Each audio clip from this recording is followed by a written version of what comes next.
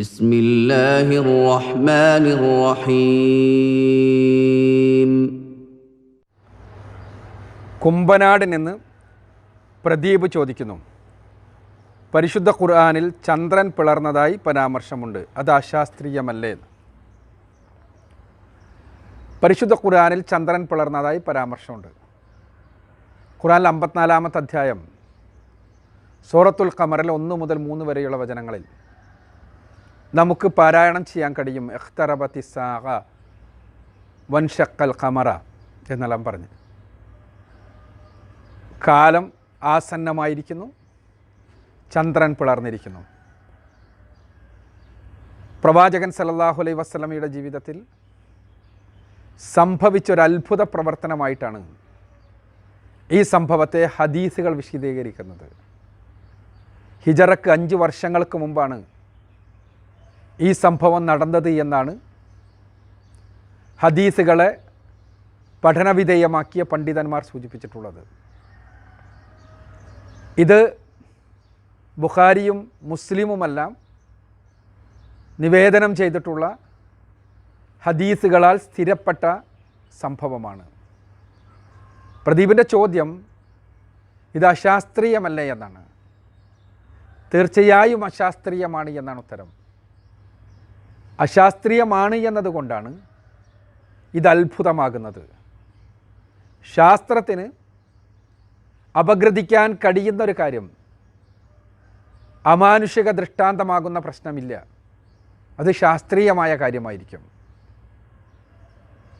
യേശുക്രിസ്തു മരിച്ചവരെ ഉയർത്തെഴുന്നേൽപ്പിച്ചു. മോശെ പ്രവാചകൻ വടി നിലത്തിട്ടത് സർപ്പമാക്കി മാറ്റി. ഇതൊന്നും ശാസ്ത്രീയമല്ല. ശാസ്ത്രത്തിന് വിശദീകരിക്കാൻ കഴിയില്ല.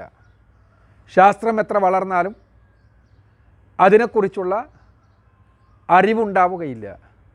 അതെങ്ങനെ സംഭവിച്ചു എന്ന് നമുക്ക് പറയാൻ കഴിയില്ല. മോശെ സമുദ്രത്തിലടിച്ചപ്പോൾ സമുദ്രം 2ആയി പിളർന്നു.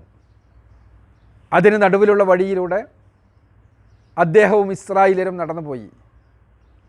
ഇതെല്ലാം ശാസ്ത്രീയമായി വിശദീകരിക്കുവാൻ സാധ്യമല്ലാത്തതാണ്. അതുകൊണ്ടാണ് അത് അത്ഭുതമാകുന്നത്. ഇതേപോലെ തന്നെ പ്രവാചകൻ സല്ലല്ലാഹു അലൈഹി വസല്ലമയുടെ ജീവിതത്തിൽ ചില അത്ഭുത സംഭവങ്ങൾ ഉണ്ടായിട്ടുണ്ട്. ആ അത്ഭുത സംഭവങ്ങൾ ശാസ്ത്രീയമായി വിശദീകരിക്കാൻ കഴിയുന്നതല്ല. പ്രവാചകൻ്റെ ജീവിതത്തിലുണ്ടായ അത്ഭുതങ്ങൾ മറ്റു പ്രവാചകന്മാരുടെ ജീവിതത്തിലുണ്ടായ അത്ഭുതങ്ങളെപ്പോലെ അക്കാലഘട്ടത്തിൽ മാത്രമുണ്ടായ പ്രവാചകനിലൂടെയുണ്ടായ അമാനുഷിക ദൃഷ്ടാന്തമാണ്.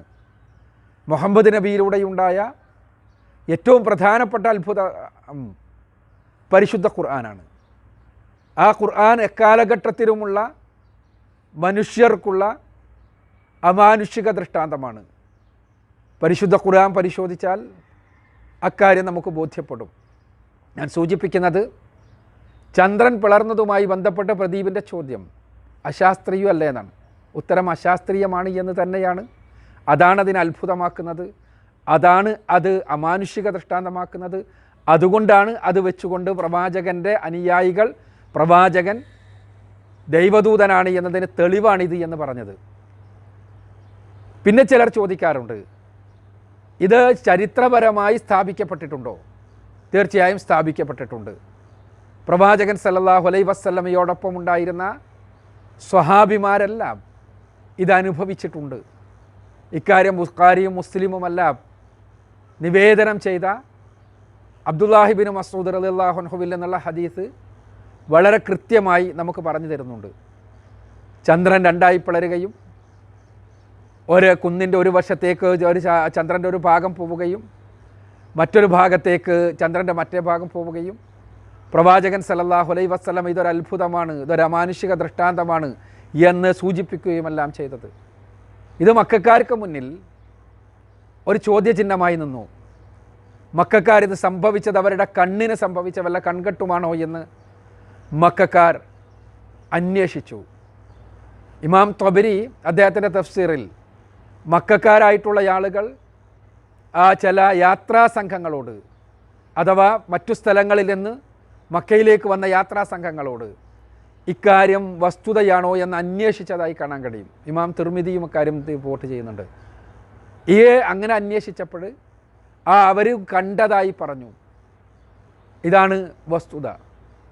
മാത്രവുമല്ല, അക്കാലഘട്ടത്തിലെ ആളുകൾ ഇതൊരു മാരണമാണ് എന്ന് ആരോപിച്ചതായി ഖുർആൻ തന്നെ പറയുന്നുണ്ട്. സിഹ്റും മസ്ഹൂർ, ഒരു വലിയ മാരണമാണിത് സംഭവിച്ചത് എന്നാണ് അവർ പറഞ്ഞത്. ഇതൊരു കൺകെട്ട് വിദ്യയാണ് എന്നാണ് അവർ പറഞ്ഞത്. ഏത് പ്രവാചകനും ഇതേപോലെയുള്ള അത്ഭുതങ്ങളുമായി വരുമ്പോൾ അത് കൺകെട്ട് വിദ്യയാണ് എന്ന് പറഞ്ഞിരുന്നു എന്ന് പരിശുദ്ധ ഖുർആനിൽ തന്നെ കാണാം.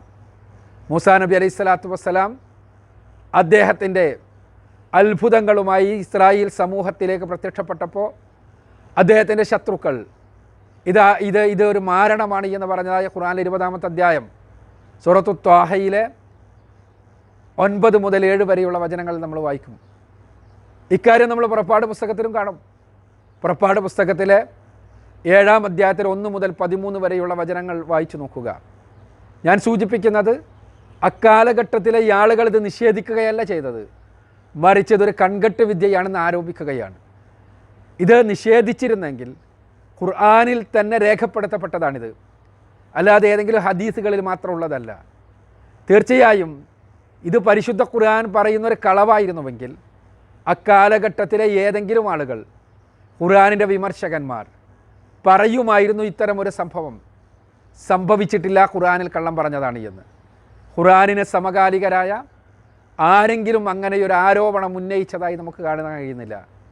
അതുകൊണ്ട് തന്നെ ഇത് ചരിത്രപരമായി സ്ഥാപിക്കപ്പെട്ടതാണ്. പിന്നെ ഒരു ചോദ്യം, അക്കാലഘട്ടത്തിലെ അസ്ട്രോണമിക്കൽ ഡാറ്റകളിൽ എവിടെയെങ്കിലും ഇത്തരമൊരു സംഭവമുണ്ടോ എന്നാണ്. അറിഞ്ഞിടത്തോളം ഇല്ല എന്ന് തന്നെയാണ് ഉത്തരം.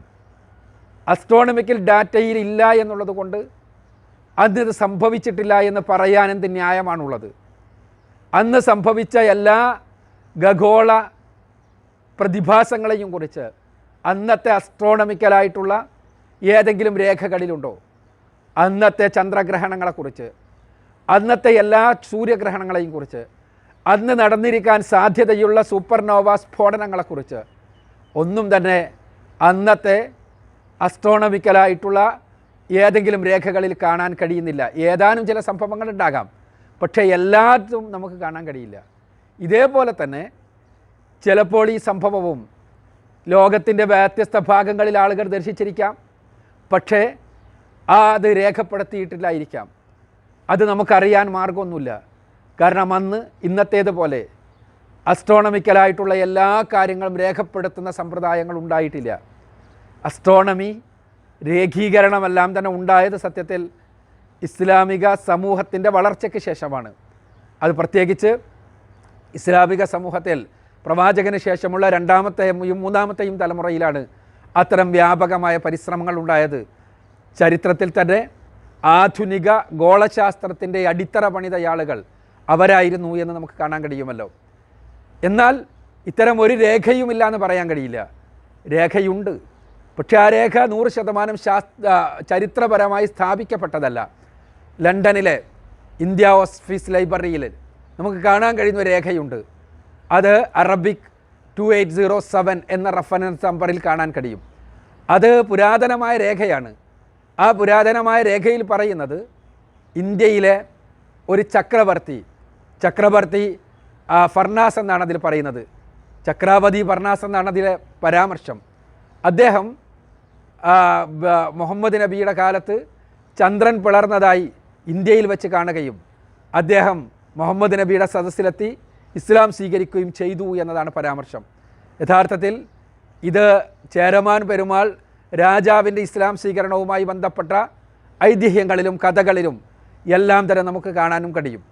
ഈ സംഭവം ചേരമാൻ പെരുമാൾ കണ്ടിരുന്നുവെന്നും അതിൻ്റെ അടിസ്ഥാനത്തിലാണ് അദ്ദേഹം മുഹമ്മദ് നബിയുടെ സദസ്സിലെത്തി ഇസ്ലാം സ്വീകരിച്ചത് എന്നുമെല്ലാമുള്ള കാര്യങ്ങൾ. ഇത് ഞാൻ പറഞ്ഞതുപോലെ ഈ രേഖ ചരിത്രപരമായി 100% പെർഫെക്റ്റ് ആണെന്ന് പറയാൻ സാധ്യമല്ല. പക്ഷേ അങ്ങനെ ഒരു രേഖയുണ്ട് എന്ന് നമ്മൾ മനസ്സിലാക്കുക. പക്ഷേ ഒരു കാര്യം നമ്മൾ മനസ്സിലാക്കുക, അന്നത്തെ രേഖകളിൽ ഇല്ല എന്നത് ഒരിക്കലും തന്നെ ഈ വസ്തുതയെ നിഷേധിക്കുവാനുള്ള തെളിവല്ല.